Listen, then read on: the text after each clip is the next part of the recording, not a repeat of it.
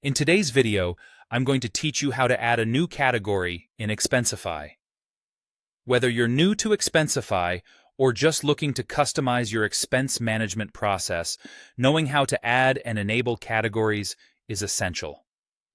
Let's get started. First, you'll want to access your Expensify workspace.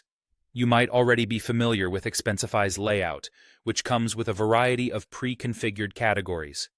These categories help streamline expense reporting and budgeting. However, there may be times when you want to create new categories that better fit your needs or enable existing ones that might be disabled. I'll guide you through the process step by step. Once you're in your workspace, the next thing to do is locate the Categories option. It should be easy to find, as it's typically listed on the main menu panel. Clicking on Categories will take you to a page where you can manage all existing categories associated with your organization. This section provides an overview of all the predefined categories that Expensify offers. Here, you can see which categories are already enabled and ready for use, and which are currently disabled.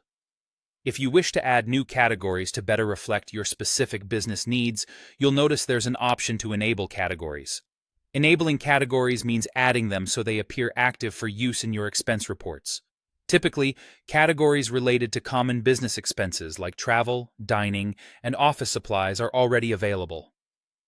Still, sometimes you need more specific or personalized categories to track expenses accurately. To enable a preferred category, simply click on it, and you'll see an option to activate it in the system. Activating allows the category to be used effectively across reports and other functions within Expensify. It's important to ensure the categories you enable or add are relevant and make expense tracking more intuitive for your team. As a tip, regularly review and update these categories to suit any changes in your business needs or financial practices.